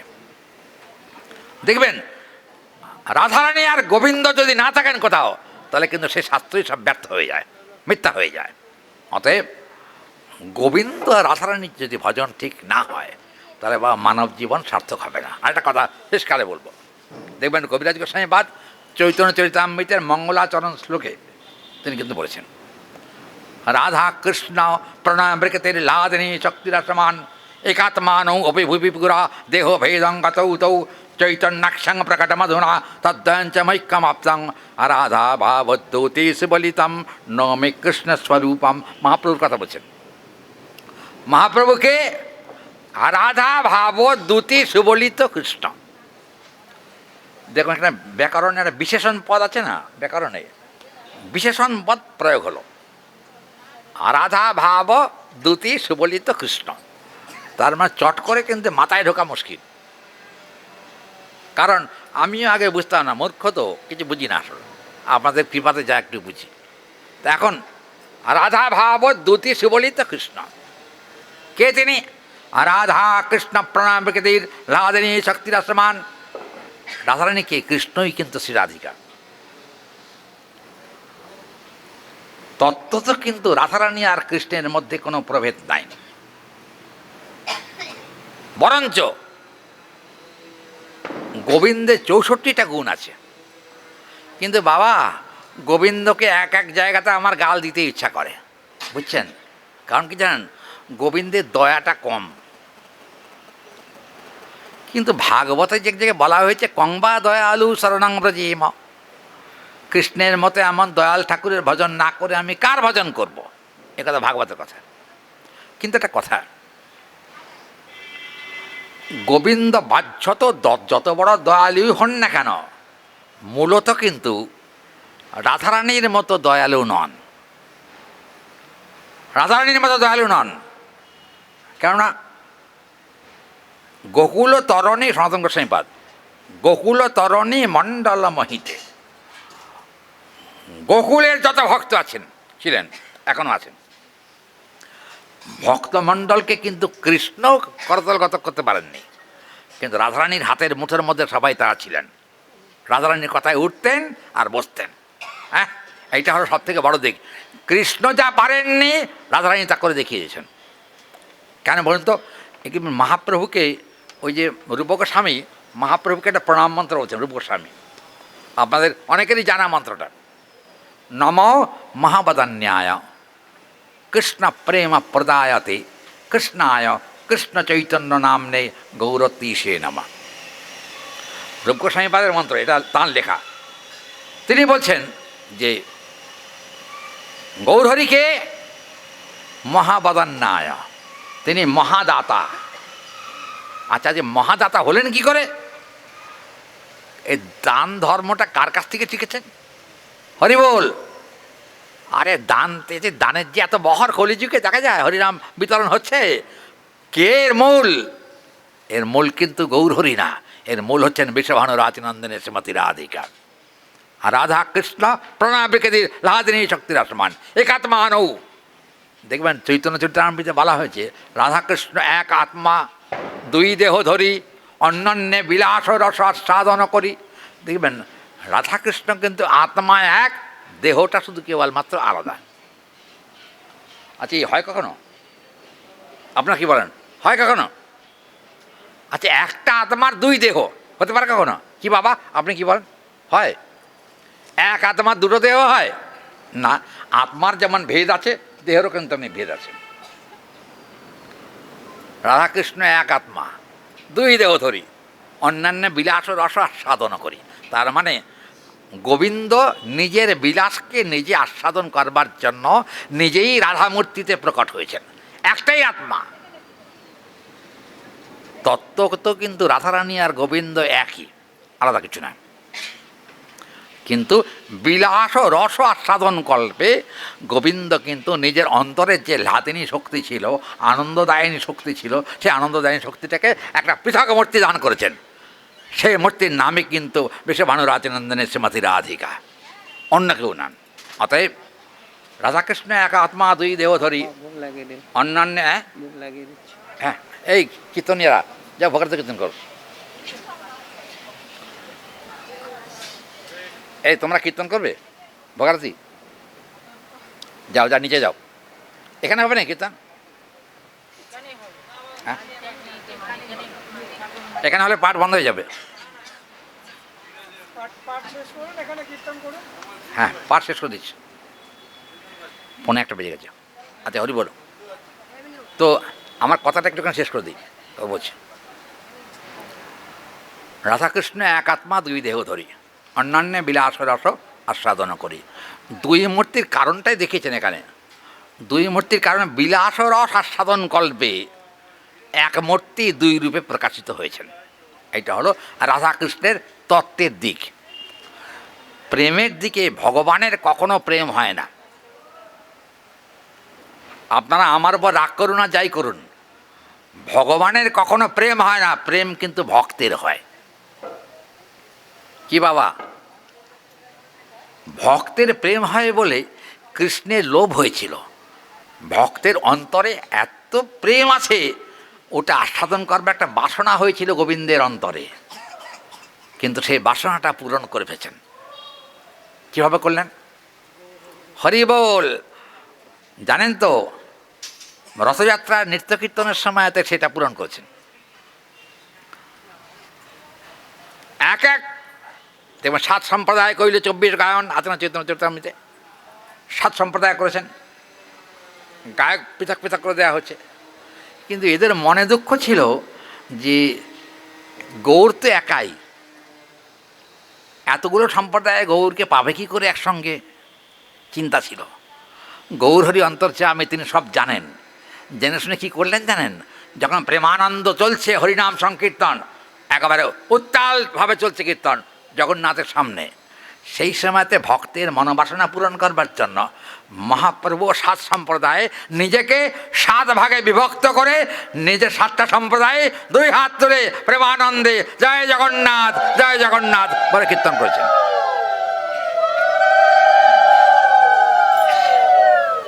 কী করে হলো?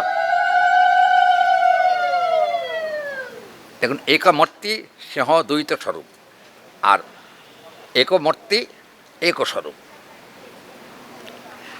চৈতন্য চরিতামৃতে রথযাত্রার প্রসঙ্গ দেখবেন, রথ ভালোই চলছিল, রথ দাঁড়িয়ে গেল, রথ আর চলছে না। কী হলো ব্যাপারটা? কি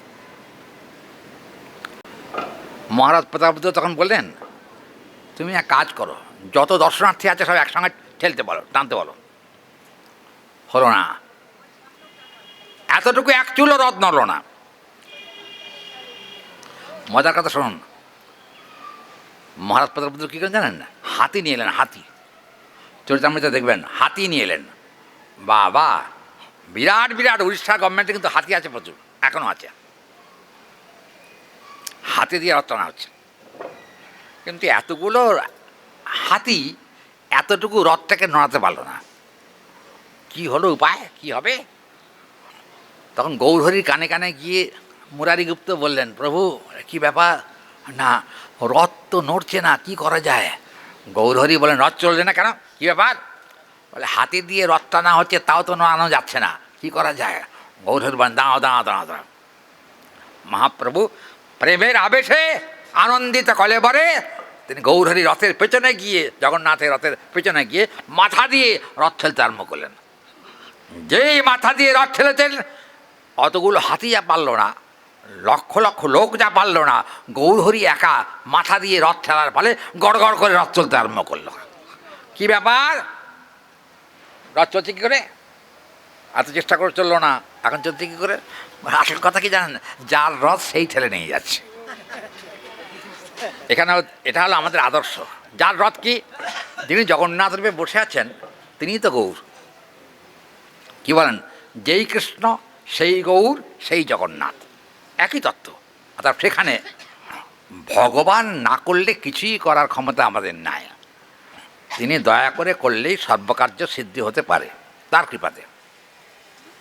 কাজে মূলত আমার বলবার উদ্দেশ্য হচ্ছে যে কেবলমাত্র এই কীর্তনের গেছে রে, নাহলে প্রসাদ দেরি হয়ে যাবে। হ্যাঁ ঠিক আছে, মৃদঙ্গবাদক কে গেল?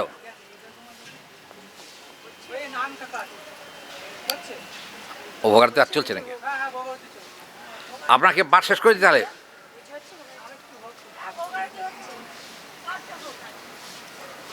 বাবা রোজ চেঁচাতে চেঁচাতে আমার গলার অবস্থা খারাপ, ওই লবঙ্গ মুখে দিয়ে কথা বলছি। এই বাবারে,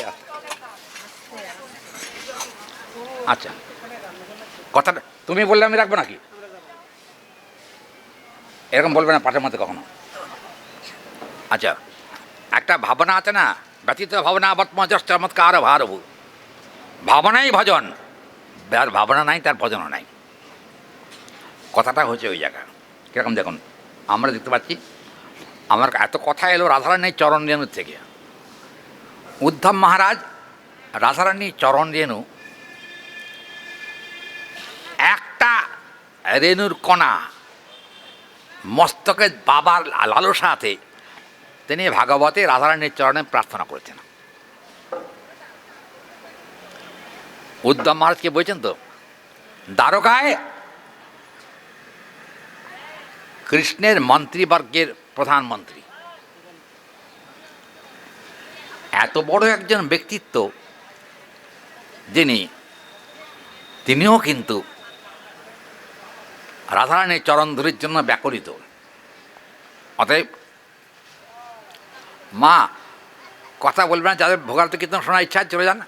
আর যদি মনে করেন না আমরা প্রসাদ পাবো, তাহলে একটু বসুন, এখানেই প্রসাদ দেওয়া হবে, চিন্তার কোনো কারণ নাই। আর প্রসাদের আগেই আমি পাঠ ছেড়ে দেবো। আমাদের খিদে পেয়ে গেছে নাকি বেশি একটুখানি? হ্যাঁ, খিদা পাইছে কি? হ্যাঁ, পায় নাই? আচ্ছা, তা শুনুন তাহলে। এখানে কিন্তু বলছেন বৈষ্ণবের 26টি লক্ষণ, যে কথা বলতে বলতে আমি রাখলাম তখন। কৃপালু অকৃতদ্রহ সত্য সার সম। সাধু চরিত্রই হলো কৃপা করবার একটা প্রবণতা তার মধ্যে থাকা চাই, নাহলে তিনি কখনো সাধু পদবাচ্য নন। কলিহত জীবকে দেখে যদি ভক্তের হৃদয় না গলে, বৈষ্ণবের হৃদয় যদি না গলে, বাবা কলিহত জীব যাবে কোথায়? যাবার তো কোনো জায়গা নেই। একমাত্র যাবার জায়গা হলো, দেখবেন রূপগোস্বামীপাদ একটা চমৎকার কথা আছে, তিনি বলছেন সহায়মে বা মাত্রাং বিতথ দলনী বৈষ্ণব কৃপা। আমাদের চলাফেরায় সব কিছুর একটাই সহায়। কি সহায়? সহায় হলো বিতথ দলনী বৈষ্ণব কৃপা। বৈষ্ণব কৃপাই আমাদের একমাত্র সহায়। দেখবেন ভক্তিমানব ঠাকুর আছেন না, ভক্তিমানব ঠাকুর তিনি কিন্তু বড় চমৎকার করে বলেছেন, ও হে বৈষ্ণব ঠাকুর দয়ার সাগর এ দাসে করুণা করি, দিয়া পদ ছায়া শোধ হে আমারে। কি হবে বাবা? তাই না? আচ্ছা বেশ, ভুলে গেছিলাম, বলে দিলেন। আচ্ছা, তোমার চরণ ধরি বলে আশ্রয়ে নাই হে বৈষ্ণব চরণ আশ্রয়ে বিনায়ার আশ্রয়ে নাই হে। যদি কৃষ্ণ চরণে পেতে চাও মুখে বৈষ্ণব চরণ স্মরণ করো, যদি গোবিন্দ চরণ পাবার আশা থাকে বলে বৈষ্ণব চরণ আশ্রয় করো। কৃষ্ণ সে তোমার, কৃষ্ণ দিতে পারো মাগো।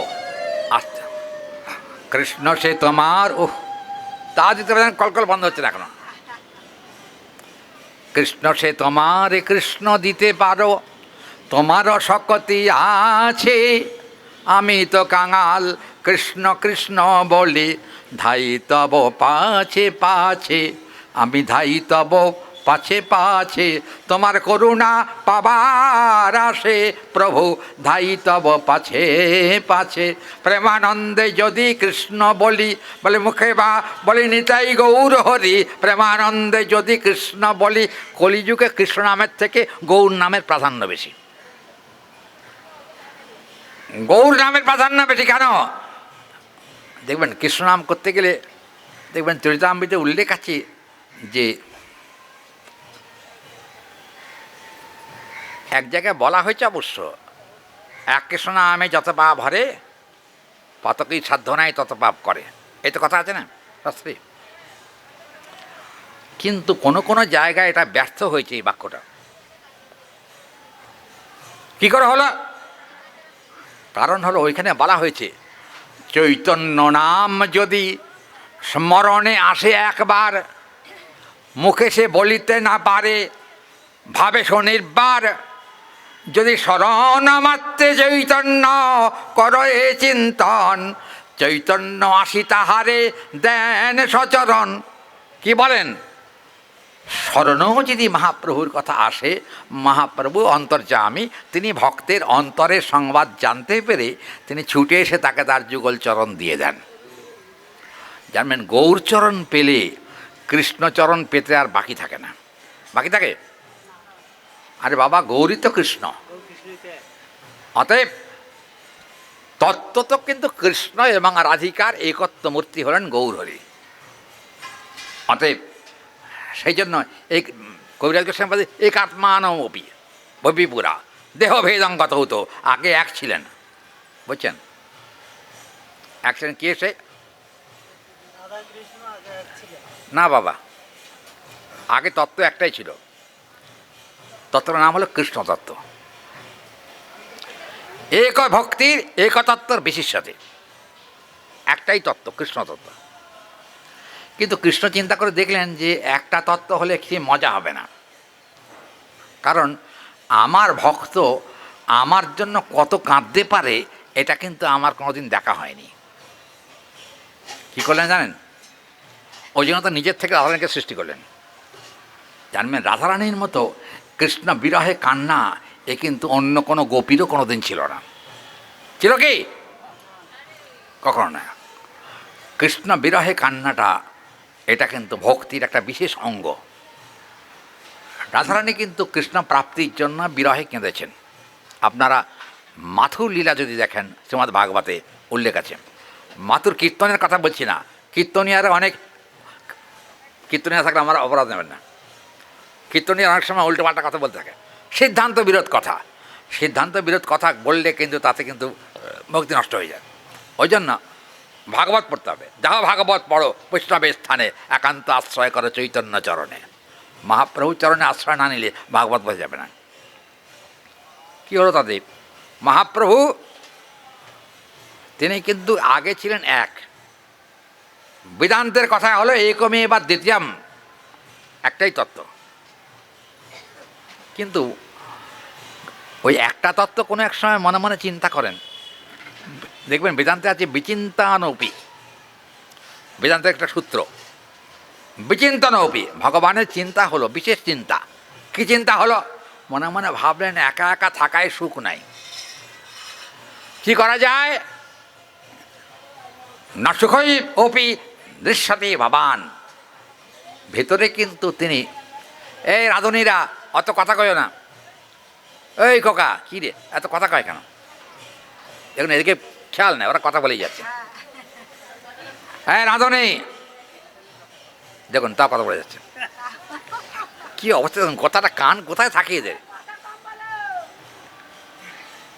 আরে কথা কানে কানে বলো, ফিস ফিস করে করো বলো, কান কামড়িয়ে বলো, বুঝি না রে বাবা, এত হরিকথায় বিমুখ কেন? আচ্ছা, কৃষ্ণ আগে এক ছিলেন, একমেবা দ্বিতীয়ম, বেদান্তের কথা। কিন্তু বেদান্তে ওই কথাটা প্রকাশিত হওয়াতে কৃষ্ণ মনে মনে কষ্ট পেলেন। বেদান্তের কথা কষ্ট পেয়ে মনে মনে ভাবলেন, একা তো একাকী নৈব রমতে, বেদান্তের কথাই, একাকী কখনো রমণ হয় না। রমণ মানে আনন্দ। একা একা আনন্দ হয়? কি হরি বল, একা একা আনন্দ হয়? হয় না কখনো। বাবা পড়ে যাবে, ভক্ত পড়ে যাবে। একাকী নৈব রমতে, একা একা কখনো রমণ হয় না। রমণের জন্য দুজন দরকার। কৃষ্ণ তো আগে একাই ছিলেন, কিন্তু নিজে আনন্দ রস আস্বাদন করবার জন্য রাধারানীকে নিজের হৃদয় থেকে প্রকাশ করে দুই মূর্তির প্রকাশ করলেন। কিন্তু হঠাৎ দেখা গেল যে কুয়ে ফেলাই কী কন কমো। আচ্ছা শুনুন, ব্যাপারটা হলো কি, আগে এক ছিলেন, বিলাস আস্বাদনের জন্য হয়েছেন দুই, আবার দুই হয়েও শান্তি হলো না। কি হয়, তখন মনে মনে ভাবলেন দুই মূর্তি আলাদা না থেকে যদি দুই মূর্তি একাকার হয়ে যায় তাহলে আনন্দ বেশি হবে, হবে না? সেই দুই একেবে চৈতন্য গোসাই, ভাব আস্বাদিতে দোহে হইলা এক ঠাই। সেই দুই একেবে চৈতন্য গোসাই, আগে এক ছিলেন, পরে হলেন দুই। দুই থেকেও শান্তি হলো না দেখে শ্রীমান মহাপ্রভু রূপে, রাধাকৃষ্ণ মিলিত বিগ্রহ রূপে দুই মূর্তি এক হয়ে গৌর হয়ে নবদ্বীপের পথে পথে প্রেমানন্দে হরিসংকীর্তন বিতরণ করতে আরম্ভ করলেন। তা দেখুন, মূলত মহাপ্রভুই কিন্তু কলিযুগের স্বয়ং ভগবান। মহাপ্রভু ছাড়া কলিযুগে আজকাল ভগবানের ছড়াছড়ি। ওরে বাবা, কি ভগবান, কি ভগবান, বুঝেছেন? হ্যাঁ, আরে মেদিনীপুরে গেছিলাম পাঠ করতে, মেদিনীপুরে আমাকে বললেন কি একজন শ্রোতা, ওখানে মেদিনীপুরে প্রচুর ভক্ত আছে, ওখানে বললেন কি, বাবা একটা কথা বলি, আপনি তো এতক্ষণ ধরে আমাদের পিণ্ডি চটকালেন, আর বাবা ভগবান সাজবার দুর্বুদ্ধিটা একেবারে উচিত না। ভক্ত সাজে তবু লাভ আছে, ভগবান সাজা কোনো লাভ নাই। তা কেন কেন কেন আমি যদি ভগবান হই তারা আপনার আপত্তি গেছে, মানে আমার আপত্তি না, ভগবান তা বরদাস্ত করবেন না। কারণ ভগবান অনেক থাকলে ভগবানেরই কষ্ট বেশি, ঠিক নাকি? অনেক ভগবান যদি একসঙ্গে থাকে কষ্ট হবে না? ভগবান তখন ভাবে যে এই সাজা ভগবানটাকে যদি ঘাড় ধরে বার করে দেওয়া যায় তাহলে কিন্তু শান্তি। সাজা ভগবান, সাজা ভগবান। হরি বল। আমি গেছিলাম বুঝলেন একটা দুর্গা পুজোর উদ্বোধন করতে, দুর্গা পুজোর উদ্বোধন। এখন সব ছেলে পিলে আমাকে নিয়ে খুব ডাকে দুর্গা তত্ত্ব শোনবার জন্যে। এখন দুর্গা তো আমাদের অষ্টাদশ অক্ষর মন্ত্র রক্ষয়িত্রিণী, তিনি তো আমাদের অষ্টাদশ অক্ষর কৃষ্ণ মন্ত্র রক্ষা করেন, এটা দুর্গা দায়িত্ব। সেই হিসাবে কখনো কখনো যাই। এখন হলো কি জানেন, গেছি ওখানে পাশে দেখলাম একটা মন্দির আছে, নাম বলে ফেলি, আমাকে আবার লাঠি দিয়ে তাড়া করবে না তো। লোকনাথ বাবার মন্দির গেছি, ওই যেখানে প্যান্ডেল হয়েছে বিরাট, ওদের 50 বছরের পূর্তি ছিল, তা আমাকে খুব যত্ন করে নিয়ে গেল। আচ্ছা, গেলাম উদ্বোধন করতে। গিয়ে উদ্বোধন হয়ে যাওয়ার পরে বললো এখানে বাবার মন্দির আছে, আসুন দেখে যান। আচ্ছা গেলাম, প্যান্ডেলের পেছনে বাবার মন্দির আছে আর পুকুরের ধারে। গিয়ে দেখি লোকনাথ বাবার মাথায় ময়ূরপুচ্ছ দিয়েছে। আমি ছেলেগুলোকে ডেকে বললাম, এই বেটা এ কী করেছিস? গোবিন্দের মাথায় যে ময়ূরপুচ্ছ থাকে সেই ময়ূরপুচ্ছ লোকনাথ বাবাকে দিচ্ছিস কেন? এর কারণটা কি? লোকনাথ বাবাই তো কৃষ্ণ, আমি তোমার মাতা, তোমার মুন্ডু। লোকনাথ বাবা কৃষ্ণ, হ্যাঁ, তুই তো একজন সাধু, একজন মহাপুরুষ, তাও ভক্তিমার্গীয় নয়, জ্ঞানমার্গীয় সাধু। তুমি তার মাথায় ময়ূর, ভাই আগে আমি এখানে দাঁড়িয়ে আছি, এখনই ময়ূরপুচ্ছ খোল। ওরা বলল কি জানি, মন্দির যিনি করে দিয়েছেন তিনি আবার কি বলবেন, কি বলবেন তা জানি না। ময়ূরপুচ্ছ যদি না খোলো তাহলে আমি এখানে অনশন করব। অনশন বুঝছেন তো? শুয়ে পড়বে এখানে, যাবো না যতক্ষণ ময়ূরপুচ্ছে না খোলা হবে। তখন ওর সাধু বাবাই কী বলে রে, সাধু বাবা অনশন করবে? হ্যাঁ। কী করে জানে, ঠেলায় পড়ে তখন লোক হইচই করতে আরম্ভ করলো যে শিকির খোল, ময়ূরপুচ্ছা খোল শিকির। আচ্ছা ঠিক আছে, পূজারীকে বললাম খুলে বাবা, ময়ূরপুচ্ছটা একমাত্র কৃষ্ণ ছাড়া আর কারোর মাথায় দেওয়া যায় না, কারণ ময়ূরপুচ্ছ হলো নিষ্কামতার প্রতীক। ময়ূরপুচ্ছে কিন্তু কামনাহীনতার শিক্ষাদান করে। ময়ূরের কিন্তু প্রাকৃত কাম নাই। আপনারা জানেন তো ময়ূরের বাচ্চা হয় কী করে? হ্যাঁ, আর দূর বাবা, নৃত্য করে। নৃত্য করলেই বাচ্চা হয় না। ময়ূরের কিন্তু জনিপীঠ নাই, ময়ূরের জনিপীঠ নাই। যেখানে কামক্রিয়া হয় সেই স্থানটাই আসলে ময়ূরের নাই। কিন্তু মুখগহ্বরং, আমাদের নীতিশাস্ত্রে আছে, মুখগহ্বরং প্রবদন্তি ময়ূর নিষ্কামমপি গোবিন্দ ময়ূরপুচ্ছেতি ধারণঞ্চ কামনা শূন্যে। এখানে বলছেন গোবিন্দ ময়ূরপুচ্ছটাকে ধারণ করছেন কামনা শূন্যতার প্রতীক বলে। গোবিন্দের আর রাধারানীর যে প্রেম, সে কিন্তু কামনা গন্ধহীন। সেখানে কাম বলে কোনো শব্দ উল্লেখ করা যাবে না। কিন্তু এটা মনে রাখতে হবে যে কাম অন্ধতম, প্রেম নির্মল ভাস্কর। কাম হলো ঘন ঘটাপূর্ণ অন্ধকার, প্রেম হলো সমুদিত সূর্য। দুটো এক হবে কি বাবা? কাম আর প্রেম বহুত অন্তর। তাহলে কাম আর প্রেম সম্পূর্ণ আলাদা। অতএব কৃষ্ণের যে কামক্রীড়া বলে যেটা মনে হয়, সেটা আসলে কামক্রীড়া না, সেটা প্রেমক্রীড়া।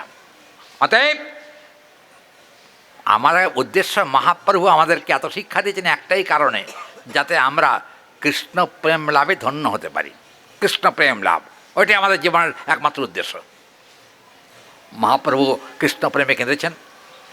আমাদের যদি কোনোদিন সৌভাগ্য হয়, আমরাও যদি গৌরহরির চরণের দিকে তাকিয়ে দু চোখের জলে ভেসে প্রাণ ভরে জয় গোবিন্দ বলে, জয় গৌর বলে যদি আমরা কাঁদতে পারি, তবেই মানব জীবন সার্থক হবে। তার আগে সার্থক হওয়ার কোনো সম্ভাবনা নেই। আজকে আমি আর সময় নিচ্ছি না বাবা, কত হয়ে গেছে রে সব বনাস। হ্যাঁ, আরে সময় শেষ না, সময় অতিক্রম করেছে। যাক, কারণ মনে হচ্ছে আমার একটু খিদে পেয়েছে, তো এই জন্য তাড়াতাড়ি ছাড়ছি। হ্যাঁ, আপনাদের নিশ্চয়ই খিদে পেয়েছে, প্রসাদ তো ভোগ লেগে গেছে, আর চিন্তার কোনো কারণ নেই। আচ্ছা, আজকে আমি আর বেশি আলোচনা বাড়াচ্ছি না। আবার যদি আসি বারাসাতে, তাহলে আপনাদের আনন্দ দেবার আবার ইচ্ছা রইল। এটা একটা কথা। কি করবো এখন, আপনারা ডাকছেন না, তা কী করবো? আচ্ছা, একটা দিক হলো, আগামীকাল পাটের ঠিকানাটা আমি জানি না। বেলতলা পঙ্কজ মল্লিকের বাড়িতে, পঙ্কজ ভৌমিক না, পঙ্কজ ভৌমিকের বাড়িতে আগামীকাল বেলা 11টায় ওখানে পাঠ হবে। 11টার পরে ওখানে প্রসাদের ব্যবস্থা আছে। দেখো, কালকে আমার ইচ্ছা রইল, এই যে প্রসঙ্গ আলোচনা হচ্ছে, এই যে বৈষ্ণবের 26টা লক্ষণ চৈতন্যমৃতে বলা আছে, সে প্রসঙ্গ কালকে ওখানে বলবো, ইচ্ছা রইল। আজকে আর আমি আলোচনা বাড়াচ্ছি না। আজকে শুরু মাত্র করেছিলাম, কিন্তু সময় অভাবে হয়নি।